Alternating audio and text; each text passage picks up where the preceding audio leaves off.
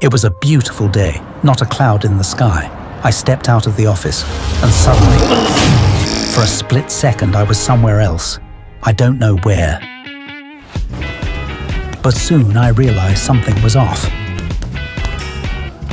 Another Google update, how not to lose our position in SERPs. Bro, are you talking to me? Then it became clear that I can hear people's thoughts. Should we do these 100 publications or just put this money in ads? What are you talking about? In the park? That was too much. Instead of hearing that I'm good looking and maybe she should ask me out, I heard, where are all these neat links coming from? How are our competitors getting them? If only I could help all these people. What about outreach? I told them not to duplicate content. Why was it a no follow instead of a do follow? Gosh, there's still so much work with this client. I wish someone could do it for me.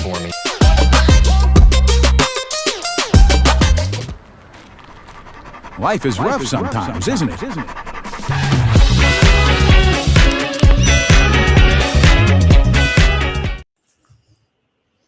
Ladies and gentlemen, welcome to another fantastic webinar organized by WordPress. Today's episode is quite a unique one, which is SEO Secrets for e-commerce success. It's literally a warm-up before our big event of the autumn, which is our SEO Vibes Cyprus conference from the 23rd to the 25th of October in sunny Limassol in Cyprus. We had to have an in-depth conversation about SEO linking with e-commerce, and I've got some of our speakers here today with me in order to make sure that the audience gets a brief insight what to expect when they actually go on stage, and also a bit of the a bit of the funny lighter moments as well. So once again, massive welcome. Also some organizational details. So this webinar is part of our WordPress Academy project, where we make sure that we giving out educational information out to the SEO community, and kind of WordPress plays a part in the knowledge as well. Also, let's just do a bit of a technical check here as well. So people who already part of the webinar, if you guys want to drop in a thumbs up or just half a word saying you can hear and see us well, then I can kickstart, introduce the guests, and then we can get into the nitty-gritty. So I'll give you 5-7 seconds for people to kind of drop your thumbs up or a message there.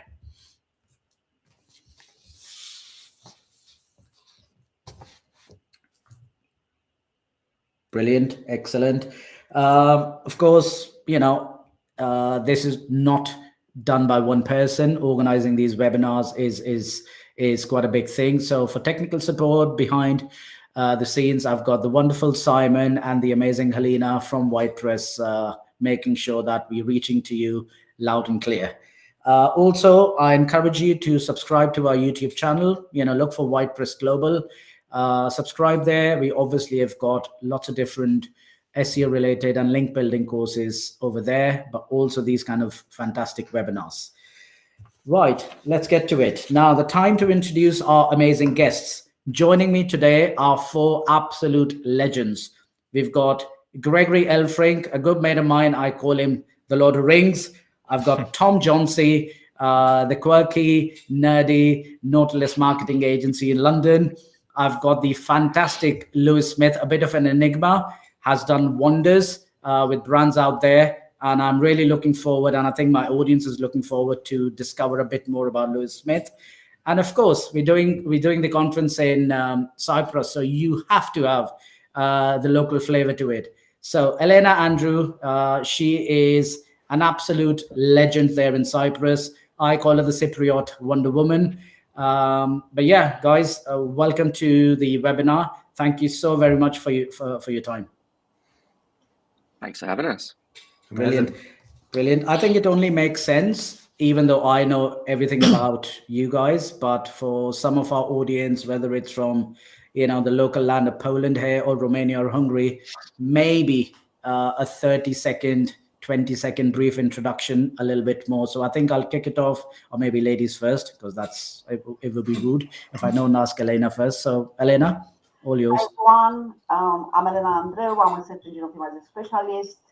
25 years in marketing, last 10 years in search engine optimization. My last passion, personal branding. Thanks a lot. Cheers, Elena. Lewis? Hey everyone, Lewis here. I'm a D2C focused SEO, helping brands scale through organic search using customer journeys, unique strategies, and tailor-made, trying to really understand the D2C brand and how I can help them increase transactional clicks. Brilliant. Thank you, Lewis. Mr. Johnsey. Hello, my name's Tom from Nautilus Marketing. We're a full-service digital marketing agency based in London. We do things a little bit differently to other agencies out there with a bit of a nerdy twist. We're a SEMrush partner as well. We do loads of cool stuff with SEO. And yeah, that's me in a nutshell, really. Thank you, Tom. And last but not the least, Gregory Elfrink. Hey everyone, I'm Greg. I'm the head of marketing over at Empire Flippers. We have sold over 2,000 businesses now and built a buyer network in the billions. So I kind of manage a lot of that stuff, and I help entrepreneurs get $1 million access. That's what I do. Brilliant. Thank you, Greg. Thank you once again. Let's get into it. I've got a series of questions, a little bit which came in through my SEO team here in WordPress, but some from our audience as well. So I'll try and keep it in a way that A, it's relevant, and B, the audience kind of gains knowledge out of it. So I think the first question, I'll probably start with Lewis, if that's okay. Sure.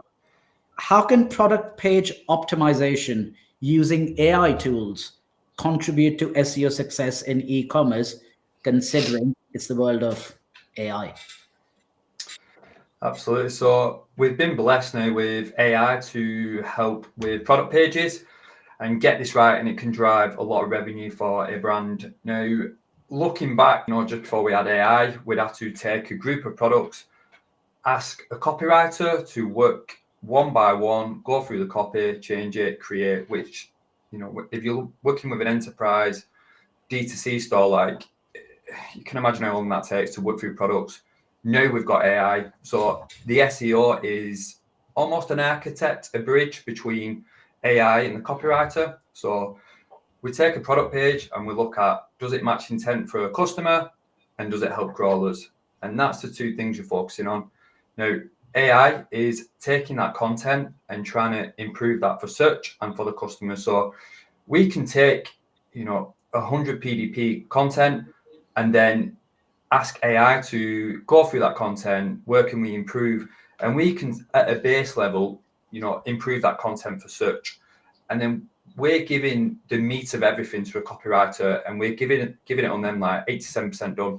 All they have to do is come on and make sure it's made for conversion, which you're saving a brand like a fortune on revenue from waiting on copywriters, and you're also scaling better content a lot quicker. Now, you've got to be careful, because a lot of brands could get this wrong, where they'll just take a ChatGPT, product description and fire that on. Now, if we go and put that in quotation marks in Google, we can see how many product pages across brands are using that same content, which is obviously going to lead to a disaster. So it's being that architect, and then as an SEO, we can go deeper for the copywriter. And do we have entities on the page? Is it matching attributes for search? So we can. We're 100x quicker than what SEOs were 5 years ago by using AI and getting this right. You could, the impact we can have on an e-commerce website is insane. So AI is a game changer, and if you're not using it to improve your product pages, you're doing it the old way and doing it one by one, and you're falling behind brands that are just crushing it, getting really good content on at scale, testing it, and optimizing for search. So for me, it's an absolute game changer. And like I mentioned, if you're not using it, you need to start today, because you're falling behind brands that are using it. There's brands in the UK like Huel that are openly saying on LinkedIn, we're using AI to rapidly produce content, etc. And that's big household names saying that yeah, we're using this content. So use it, scale it, but just make sure it's optimized for your audience, and it's not just repeated, regurgitated content. and with images, etc. There's a lot you can do with that. I'm sure we're going to go into that soon with more on images, but AI images, again, it can be used. I'm using it at the moment. We've just pushed up a load live today, where we've done it, quickly gone through one by one. Does it match intent? Is it helpful for the user? Is it going to rank? There's a lot of ways you can look at images. So again, AI is, and then we'll look at schema. So we can go deeper and deeper here. Taking schema from a PDP. 90% of brands will just have base level schema. It's like, as we know, there's so much you can feed the bot through schema. So use GPT and say, where can we improve this? Is there anything else I can add to this? What am I missing? We took one yesterday, schema. It didn't have the founders in, etc. And that's just, GPT saying you're missing this, you're missing that. So it's, don't chase huge wins. I always go off that mentality. 1% wins in all area are the ones that contribute to that big growth. So for me, game changer, and every brand should be using it.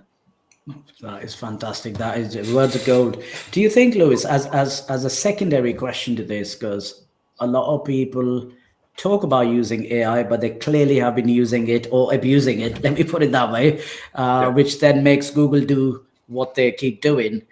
Do you think the industry now is shouting out for someone like Lewis, for example, to come up with, a proper AI leveraged SEO course to come out targeting, for example, e-commerces in particular? Because, we hear bits and bobs in conferences or webinars like this, where people give a nutshell of a strategy going out there, because all the other SEO experts like yourselves out there are training courses available. But I think the biggest gap, unless I've just crawled out of a cave today, I haven't seen anyone out there really bullet pointing how AI should be used in a very effective manner, like a detailed step-by-step course out there. Do you think there's a need for that in the market at this stage? Yeah, absolutely. I think there's a need, and I also believe that the educational piece needs to be there. When it's less than 2 years ago, isn't it, when AI come to market in the public, all we saw on like LinkedIn and across Twitter, etc., was writing blog content for AI. All you have to do from that is, it's like economics, isn't it? Take a step back. Look, what 99% of people and brands are doing is publishing long form content with AI. So what can we do that's different from that? And I think brands sort of held off hiring like copywriters, hiring SEOs, because they thought this new mega tool, ChatGPT, could replace everyone. And then they quickly found out that it couldn't. So that educational piece where, like you mentioned, is here's how to use AI, here's how not to use it. Because there's still brands reaching out to me where they're using GPT for long form content and publishing that on the website. And it's like insane, isn't it? As we work in it every day, they're totally missing the point on what AI is for. The only limit is your imagination on what you can use it for. So yeah, there's an educational missing out there. And like you mentioned, it's standard operating procedures for different like product page descriptions, for example. Don't just take that, use X, Y, and Z to create that content. Test it, create an annotation. Does it work? Does it not? Replace it. So there's got to be mini operating procedures for every single segment of your website where you're using AI. And I don't see that. I don't see it for brands. I've yet to see it from a brand that's reached out that we have this operating procedure in X, Y, and Z on the website. So yeah, that's my thought. Brilliant. I'd love to get your opinion on this, Elena. How does the reality look like in Cyprus when people talk? The strategy Lewis has shared, but that's very UK specific, a bit of US perhaps in there as well. How does Cyprus look like? It's a bit funny. Everybody talks about AI, okay? And to be honest, when ChatGPT was released, like when it was like 3 years ago, I don't remember very well, I was wondering if we will need any more, let's say, copywriters, or I was amazed how easy it was to create, let's say, product description, metadata and all that. And I was wondering what our job will be, let's say, in the future. And then I realized that, all search engines, they will take some measure. It's impossible that they will let things, it will be like a jungle. So what I've noticed in Cyprus is that most of companies, okay, that are using, let's say, AI, quite everyone is using ChatGPT and Gemini, let's say, from what I've realized, they started to abuse it, not to use it, okay? So copy paste in a way.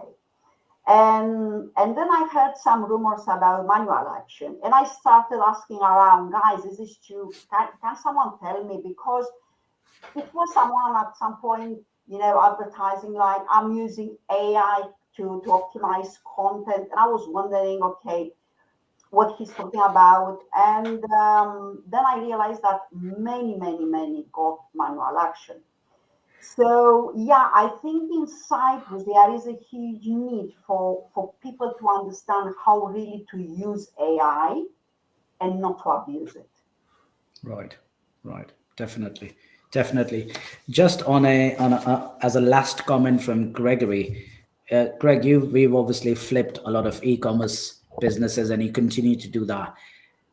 AI generated content on their digital asset. When you guys are valuing business and then pitching it to certain other people or being the mediator, has that come into part of your SOPs as well, where AI is now being looked at quite carefully in terms of valuation of a business? So most people would think yes, but the thing with AI, like if you're just posting something out of ChatGPT, yeah, that's pretty obvious. But if you are, doing a good job where you're like putting style guides in there, learning into the AI, and editing it rather than just publishing whatever it spits out through the APIs, like you can't really tell the difference, which I know makes some people pretty mad. And I get it. I'm a copywriter myself, so I get the angst there. So no, in terms of the valuations, like AI hasn't come into the play in that sense. It has come into the play in other senses, kind of what Lewis and Elena was talking about, like the speed to the deed, like to getting something done is so much more streamlined. So this leads to a lot of big valuation opportunities. Like I have friends in the e-commerce space who are utilizing AI and they're growing their SEO dramatically faster than I've ever seen it happen over the last 8 years. So in terms of that, it's affecting valuations in terms of it going up, which this is actually a thing I'm going to be talking about in my Cyprus presentation about why e-commerce is so attractive to buyers right now. And this is one of the reasons, like AI speeds everything up. All the, like, if you have 80 SKUs or 800 SKUs, if you're an enterprise person, doing all the metadata, doing all the product pages, the product catalogs, all that kind of stuff is like 100 times easier than it used to be, which leads to a lot of growth. So that's what we're seeing on the valuation side. Brilliant. Great answers. Tom, I haven't forgotten about you. I'm just going to make sure that I ask a question which I know you're going to crush it. I love you, Steve. Thank you. Therefore, the next question's for you, Tom. Here we go. You obviously do, auditing websites, going on discovery calls and all of that. And I know there have been some e-commerce brands within your portfolio of clients as well. Now, in your opinion, and I know you're a businessman first and an SEO later, therefore, I think this one perhaps might be a bit more relevant to you. Now, when you guys are doing that auditing for e-commerce, I've been asked this question about long tail keyword techniques. Now, how important do you think it is for you when you're suggesting a similar technique to your clients, and what are the advantages of this approach? Because we've kind of done something similar when we're doing better link building rather than just improving the websites on the domain level to have a quicker ROI. We do suggest going in for some long tail keywords, which has got enough search volume but does not have enough competition as well. How do you guys manage that? Absolutely. I think long tail keywords are like grapes you can grab really quickly. We even do it on our website. So whatever we do for our clients, we test on our own site. So whether that be using AI, whether that be using chatbots or different link building stuff, digital PR and things like that. I love long tail keywords because they're easy reach for clients that maybe they are just starting SEO. So their DR, their DA is super low. To get super competitive keywords would be kind of out of reach. Whereas with long tail keywords, we find we can sort of secure rankings a lot quicker with less effort. And it means we can show some quick wins, because some clients, when they join or sign up for SEO, they want to be on the first page within the first month, which we all know isn't going to happen. Whereas with long tail keywords, to show those movements are a lot easier, and it's a nice stepping stone for the client to understand how things work, especially if they've never done any SEO work before. So whether that be down to content, keywords, building out links, meta, that kind of stuff, it's a nice sort of entry level, I guess, to clients that have never done any SEO work before. We also do it a lot with consulting clients that we work with too. So where they either have they don't have the budget to work with an agency full time, but they have some sort of budget that they can work with us on a consulting level. We'll work with them and show them some different ways that they can show their board of directors an easier way to sort of see the ROI a little bit quicker. So it's a nice way to sort of pull everything all in. So yeah, absolutely. I think they're a really great tool to use to sort of bring things up a little bit too. I agree. Rome wasn't built in one day, and I think every client just wants to rank for the most competitive keywords. Exactly. Literally week one. I've paid you all that money. Why isn't it ranking? Guess what? I don't own Google. It takes time, my friend. Most definitely. Next one. I'm not sure who to ask this question, so I'm just going to ask the question, and whoever feels is the most equipped to answer that, go for it. Which is, how important is technical SEO for e-commerce, especially in the context of SXO and modern analytical tools? I can jump in on this one. Fantastic.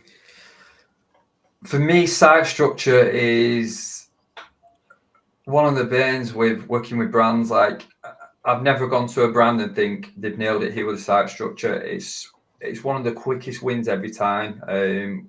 When you, especially like enterprise brands, where they'll have the same menu navigation that they've had for the same 3 years. There's been no landing page development. I think it's when we work in SEO, we understand, every day, like intent, etc., and how that can be broken into micro intents, and brands really don't understand that. So it's like almost like going into a supermarket and there just being one beans, one crisp, brand of crisp, when really they offer everything. It's just hidden. So coming in and looking at, Search Console and looking at, I'll take an example of, say we offer protein and we just have one landing page protein and we ignore everything else. So like the different attributes and sizes, protein for footballers, protein for MMAs, etc. And that is site structure. And when you get that right, you're matching intent, and it should never stay static. So they should always be working on improving site structure, testing landing pages, testing what they're linking to with internal linking. And that can always be improved. You're looking at seasonality, you're looking at influencer marketing, like that really should change how your website is put together. However, 9% of the time it's often ignored. And you can, as of today, you can go into any D2C store and you'll probably find 30 new landing pages that you can create off the bat that's going to match intent for their target audience. However, they're not yet displaying that. And with the tools we have nowadays, like it's easier than ever to find that. Page speed is a no-brainer. We all know a slow page is not going to convert a customer. Again, sometimes ignored. And indexing, Google's got, more tighter on what they index. Obviously, as AI content fills, Google search, indexing has become more difficult.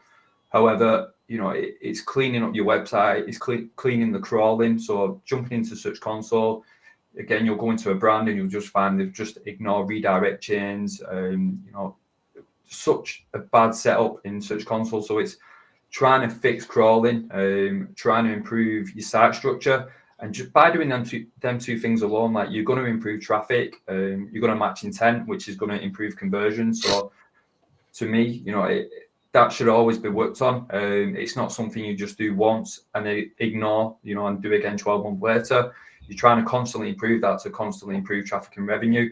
And to do that, I work on audit loops. So, set every 30, 60, 90 days, whatever it is. You go back in and you check what you've done, where can we improve, create an annotation and do it again. Amazing. Fantastic. Would anyone else? Yeah, Elena, I was about to. Can I add something to this? I've noticed that when I get right the site structure, when I can, let's say, really structure each, let's say, category and everything, I've noticed that the ranking is faster. And then if I check the search intent and manage to ensure that, I've saw tremendous differences in results. And to be honest, because I'm a war marketeer, I used to start from the desktop version, okay, and think the structure from there, and then to create the mobile version, okay. When I started for the last year, I started from the mobile version, start thinking the structure from there, and manage a great mobile version. Then was when I saw the amazing results. Brilliant. That is, words of wisdom. Next question, actually, Elena, it's for you. How can structured data and rich snippets enhance the visibility of e-com products in search results? We used to neglect a bit structured data. It used to be like something very technical, let's say. However, for the last couple of years, let's say, with so many plugins, it becomes very, very easy. You don't really need to know coding or whatever. What we've noticed is that when you take care of the structured data, rich snippets and all that, especially for e-com, you increase your click-through rates. You can see that your organic ranking is improved.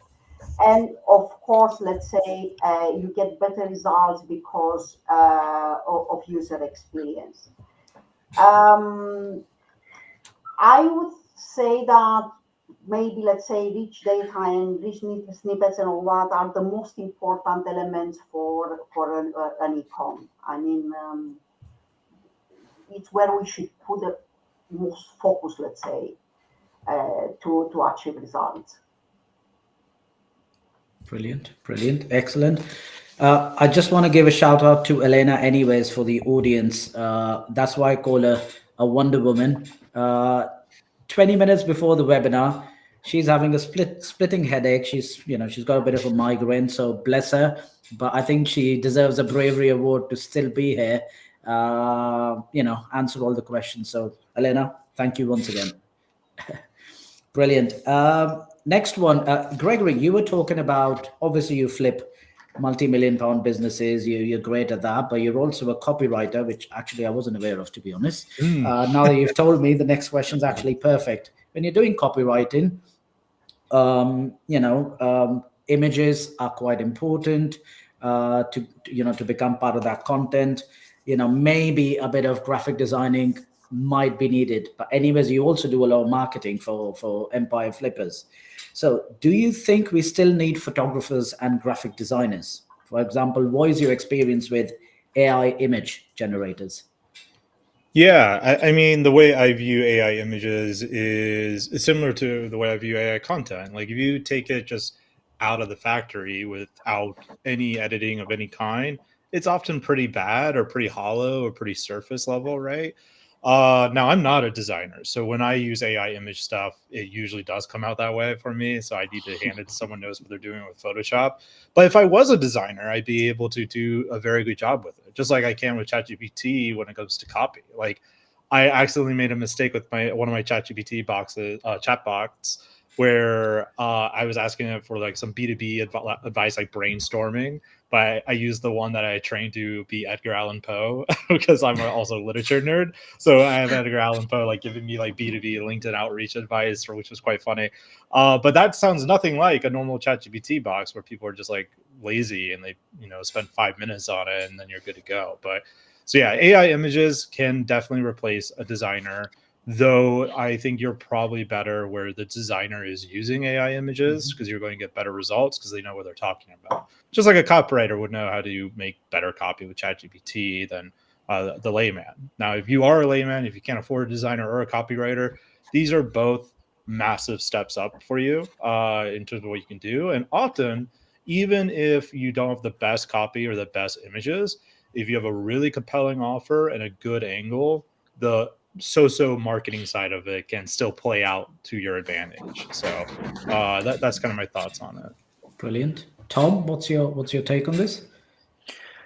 I'm always I love AI. I love what it does. I think designers, especially with like ad creative, just like Gregory said about how you utilize it, it's really great if you are really stuck on something and something isn't working and you can use AI to add elements within your design. But, you know, as Gregory said, if you're a normal person using it, you would probably do better than you would do if you were to design it in Photoshop or Canva yourself. So using AI will definitely elevate that. But I think, as we said earlier, and what Louis was saying, using it as a tool rather than it to replace someone is where you're going to see the most use out of it and the most benefits out of it, I'd say. Brilliant. Thank you very much. Can I just of course, Elena.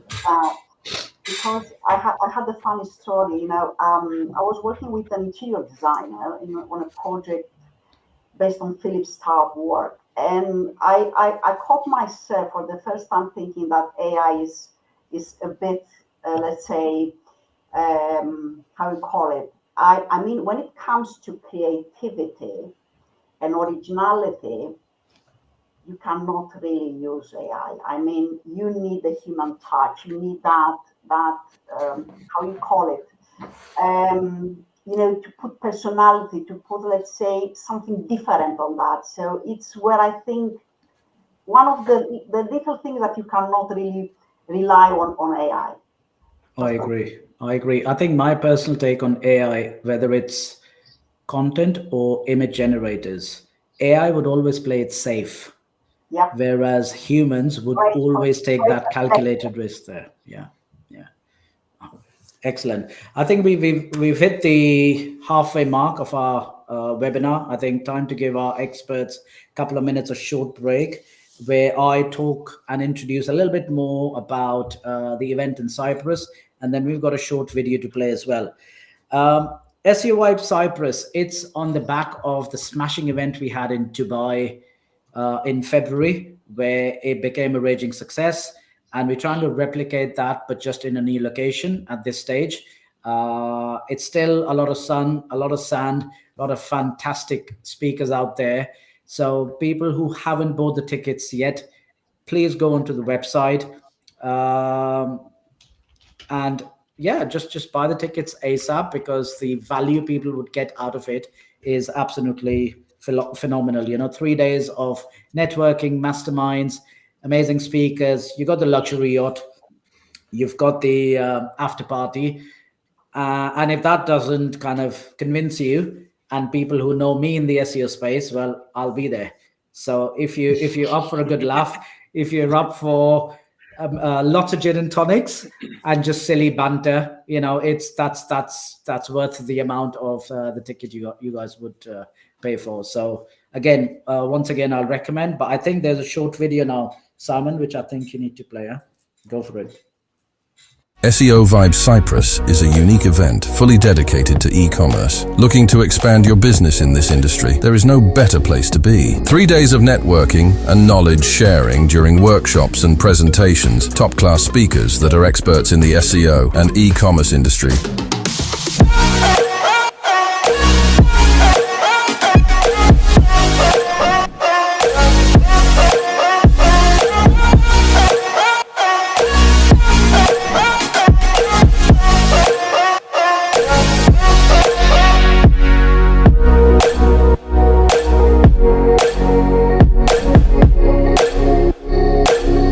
Do not miss this opportunity and feel the SEO vibes with us.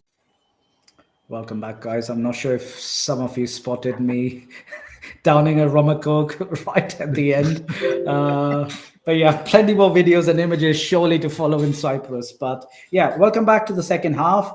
We're on to the back end of this webinar before we start taking a couple of questions from the audience as well. Next one for Lewis, actually. And we're going to start talking a little bit about internal linking. In your opinion, Lewis, what is the fastest way to perform analysis and execution of internal linking? Is to run a crawl, connect your APIs, GSC, GA4, and then look at top revenue segments of your website. Is it internal link well? Is it not? And fix, any internal link to junk URLs. I always use the methodology. I think Jet Octopus have a good visual of it. Is you have 3 circles. The biggest one is your website. The next one, smallest circle, is pages getting impressions, and the smallest circle is your actual pages getting traffic, which is usually tiny on an enterprise website. So it's how do we improve internal linking to those pages that are getting impressions, that's not yet getting any clicks. And I always focus on use the 80-20 model, which is 20% of a website drives 80% of the revenue. Are we improving on that? Are we driving any internal links to that? So once you do a crawl with either Screaming Frog, Jet Octopus, and you connect your APIs, you can quickly see any weakness in internal linking. And there's, again, I mentioned it earlier, there's always room for improvement on what's being internal linked to.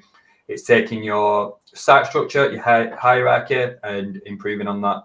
So run a crawl, connect your APIs, and then improve on high impressions, low clicks, etc. Or you might find there's a product page that's driving a lot of revenue that's not internal linked really well at all. So does that become a new product that's in the navigation, etc. Brilliant. Guys, anyone else has anything to comment on it? Anything to add? I'll add one thing. This is very simple advice. I think everyone in the audience could do it. Just hire an agency to do it for you. It's the ultimate hack. Delegation at its finest. Exactly. Or just ring Lewis, Yeah, I'm trying to get someone to click my referral link to Lewis's agency. Brilliant. Next one for Elena, I think. Elena, in your opinion, how does UX or user experience impact the purchasing process in e-commerce?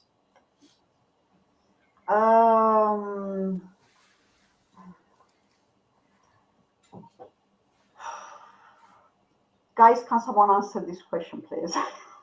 I'll jump in on this one. Go on. I think back to what we were discussing earlier in terms of like sitemaps and stuff. I think if people sometimes get lost in the product rather than what someone comes on into the website and sort of what they do.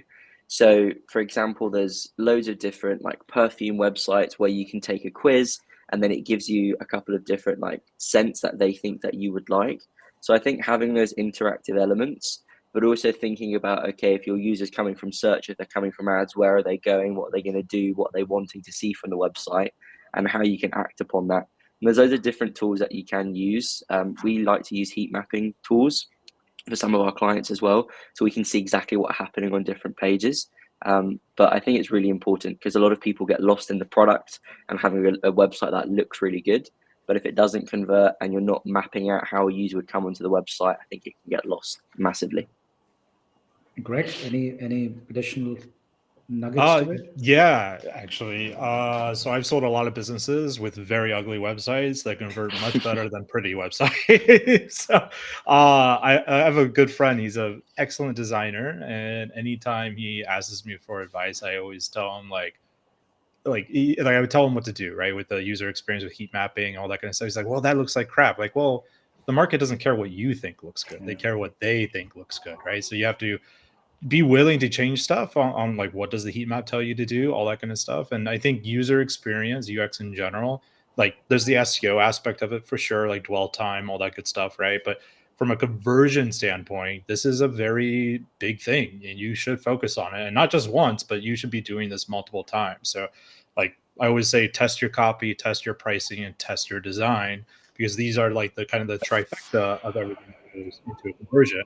And you don't just do it once, you should be doing it at least twice a year because markets change over time as well. So similar to what you guys were saying earlier about like enterprise sites that never change their site structure, like same thing goes for UX. It's a constantly evolving target that should be constantly tested. So yeah, I think it's very important to reduce that friction. Can I just add to that as well quickly? I think there's levels of application as well. So what you'll find is like with a newer site in the D2C space, you'll probably visit more the application of the heat map route and try and understand what customers are doing on the page. Like if we take a brand like Nike and you look at their product page, like there's no really design on that in terms of like USPs, really trying to push social proof because they already have that brand authority. So it's understanding how authoritative your brand is in the space. If somebody lands on your page from search and has never heard of you, there's obviously going to be a different level of application in terms of how your UX and user experience really connects to that customer. And like Greg said, it's testing elements, and that should be an ongoing process. Brilliant. Real quick on that, just to add to what he's saying, this is a very important pitfall for entrepreneurs not to fall into, where they say, okay, Nike does this, I'm just going to copy Nike. The problem is you are not Nike. You are not Adidas. Like you do not have this brand loyalty. So for you do need the USP. You got to pull out that direct response copywriter, really hit home all those emotional angles, the features, the benefits, all that kind of stuff, more so than what a Nike would have to do. I have a friend, he's like a somewhat guru in the make money online space. He can send out a random Google Doc and people will give him $5,000. Like that's just his reputation, though. That doesn't work for everyone. You got to have that branding to make that type of stuff work. I agree. People follow. Yeah, Elena, of course. Go on. So sorry, sometimes the noise is so bad. And that's all right. Okay, so what I want to mention is what actually user wants to find what he needs, she needs fast and easy. Okay, so the easiest way for him or her to find what they need will give them that experience they needed. Okay, so what we've noticed testing, let's say, comparing e-com site is that the cleanest the site is, the easiest to find products and the simplest way to find them, lot of white space, okay, so it doesn't look cluttered, and the clean page, let's say, will give much better result. Forget about all these flying elements, all this, making basic copy. I've seen, I know why you are laughing, but and the funny thing is that when clients come to us, they want something wow, and you try to explain them, keep it simple, so people will understand what you are selling and will get that fast. I know. Tell me about it. Less is more. Sometimes I'm listening to my sales managers talking absolute from their backside. And we're like, mate, we're fucking selling links here, mate. Seriously, don't make it sound as if we're selling anything else apart from links, mate. So just keep it simple. This is exactly what the client wanted. And as long as you're answering it in the exact same lingo, with a bit of personality of yours for them to like you so they can trust you, happy days. So yeah, just don't overcomplicate it. People just end up throwing so much information that people get overwhelmed and they go like, whoa, hang on a second, mate. I'd rather go and buy something else, which makes me understand what I'm actually purchasing rather than the entire shebang on it, where the end result comes out to be completely different. Yeah. That's what the AI copy does. If you just use it, it's like we enhance and laser focus your shower gel and we captivate the essence of your soul. And it's like, it's a shower gel. This is not just a shower gel, it's a cultural revolution. I love that line. ChatGPT always over-exaggerate. Like, no, it's just a shower gel. Let's calm down. Right. Last question before we open the floor to the audience. And I'm just going to say the question. Whoever wants to jump in, present opinions, go for it. So thinking outside of SEO, what techniques can help increase traffic and boost sales on an e-commerce store? I can answer a few of these. I don't really view myself as a SEO. Like I have a lot of SEO knowledge, but more of a holistic marketer. I think the most important thing, which won't necessarily increase your traffic, but it will help you, which I'll get to in a second, is two things: increasing your conversion rate and your average order value. Because if you do those two things, then the same amount of traffic leads to much higher revenue, right? And also, I would say probably increasing your prices a little bit, testing that out. Most entrepreneurs undercharge, and any increase to your price that works in terms of the same conversion rate, it's massive improvement to your bottom line. It's all bottom line improvement. So great for your valuation. Now, the reason I say those things is if you are able to spend more money with an ad, let's say like Facebook ads, TikTok ads, or whatever, than your competitors, then you will crush them. Like, because they can't spend $40 if their AOV is $20. But if your AOV is $100, you can go spend $50. And because you're also doing SEO, I would assume, if you're watching this, your actual CAC, your customer acquisition cost that's blended, is going to be significantly lower than all of your other competitors, because most e-commerce people ignore SEO in favor of the scalability of ads, right? So their CAC is quite high across each channel, and even their blended CAC is pretty high. But because you focus on conversion rate, price changes, and AOV, you not only can you advertise everywhere at a lower blended CAC, but you're going to make way more money than pretty much everyone else. And you'll start pushing them out. Like, they just won't be able to compete with you because you can spend more to acquire the customer. Brilliant. Anyone else? Anything to add? Yeah, I can touch on that. So the issue I see is that, repeat purchases is how a business grows. So taking a mini timeline is, say we work on influencer marketing, we spend $20,000 onto influencers, and looking at your timeline, we get this brand search, we get some sales off the back of that, and then back end marketing is ignored in the focus of keeping acquiring customers. So what you'll see is a lot of brands, what I come across is that back end marketing is not the best it can be, and then repeat purchases are not something that's really focused on. It's always first time customer acquisition, and forgetting that growth model. A business is only strong as its back end marketing, really.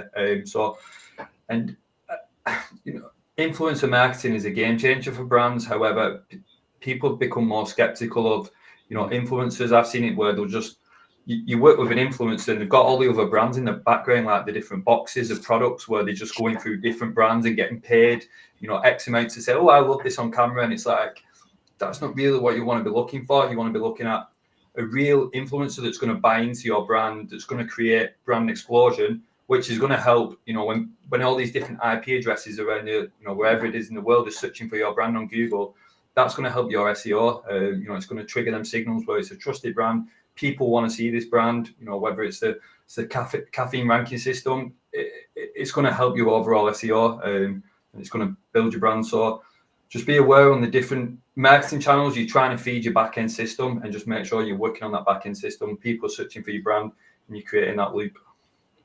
That's a really good point. You made me think of a story on the opposite end there. So I know a couple of these like larger e-commerce stores, they like hired one of my friends as their like marketing agency. They came in and like, yeah, we're not getting any new customers. And he looked at all the marketing that they were doing, and he's like, well, why don't you, go onto this cold channel? He's like, oh, but these channels is what drives the money. And you realize the reason why they weren't getting any new customers because they focused so much on the back end. They had given into the tyranny of their own data. Like, well, of course your retargeting channels are converting the best. They know you, but this is why you're not getting any new customers. You're not doing anything to get new customers. So you could work a little bit both ways there. Definitely. Elena, you wanted to add something? Yeah, okay. I know we are a SEO conference and event and so on, but I want to stress a bit about social media because I give some consultation on SEO, and I end up like stressing that most of the brands, they are not doing the proper job on social media, because there where you put your brand out, there where you need your brand mentions. You're not going to get, if you are not original, if you don't create great content. And we can see a lot of people, just doing social media to have posted something without to pay attention. Is converting? Do people pay attention? Do I get engagement? Do people share my content? Because we know that people don't share easily content, so we don't get social share then. Yeah. So I think that besides focusing on what is important, so a very important part is the way they do their social media and how they support our SEO efforts. I agree. Tom, you're a firm believer of thinking outside the box. I know you guys do wonders at Nautilus. What's your take on it? Absolutely. Just I was going to mention what Elena mentioned about social media. A good friend that I went to school with, she worked in Spain. She was doing entertainment stuff, and she set up an eyelash extension business where she would sell fake eyelashes. And she started up a TikTok page. This was maybe 4 years ago. TikTok was just sort of up and coming. It was just before COVID, and she has not paid any money on SEO. She's not paid any money on ads, and she's based in Manchester. And she is one of the biggest companies now that are doing it. And all she has done is purely social media. She's never worked with any influencers. She's a very funny person, and people have sort of caught on to that. So personal branding around e-commerce, especially, I think works really well. Like Elena said, a lot of people put out content for the sake of putting out content, where I think if you can add a personal touch and have a face behind a brand, P. Louise, for example, on TikTok, absolutely sells millions just from TikTok lives. The people that run the TikTok lives get paid tens of thousands of pounds in commission, and they have a whole fan base just on TikTok. They've set up their whole warehouse to be like a full experience where people can come in. They've got a cafe and a restaurant in there, and all they sell is cosmetics. It's nothing new and innovative. She records her journey on TikTok. It's like a little mini docuseries. And again, they probably do spend money in ads, but they originally started from TikTok. So I think, yeah, nothing has to always come from ads or always come from SEO. I think that's very invaluable. But doing social media in a way that isn't just putting a picture of your product on Instagram with a couple of hashtags. Yeah. Yes, that's okay because it ticks the box and people can see that you're active. But creating innovative content, not just your normal stuff, I think is really invaluable. Just to add something, if I may, because people fall in the other trap, thinking that, oh, I don't need a website, I don't need SEO if I do social media. But let me tell you something, guys, because I'm around for many years comparing to many young people here. I mean, 20 years ago, Facebook was wow. 10 years ago, Instagram was wow. Now we have TikTok, but I'm pretty sure that in a few years, we will have something stronger than that. And brands that they are putting all their eggs in one basket, like TikTok, they might be out of business.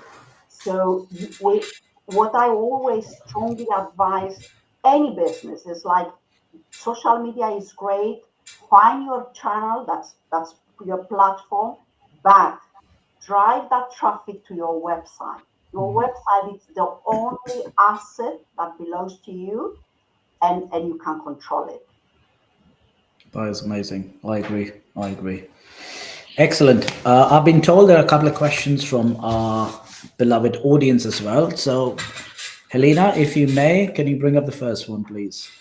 Right. Build service and creative video and static ads for e-commerce or drop shipping. What's the winning? I'm not sure if I understand the question, but Lewis, great. Anyone help me here, please? I think he's asking which one he should do, and which one converts better. Video almost always converts better, but you should start with static ads. And the reason I say that is it's much easier to split test the copy and the design and the angle. And once you find the winning angle, like that emotional punch, then make your videos about that, and you should lower your costs pretty significantly. Brilliant. Tom, I think you had to add one or two things to it. Exactly what Gregory said. We find that video ads work a lot better for our clients, but also user-generated content as well, rather than just a video of a product that's really boring. So innovative content around the video absolutely works much better than static. So if you can and have the budget to create content, 100%. Brilliant. Excellent. I think we've come to the end of this webinar with our fantastic guests. You'll obviously be seeing them in person in Cyprus. So once again, a big thank you to all four of you finding the time within your busy schedules.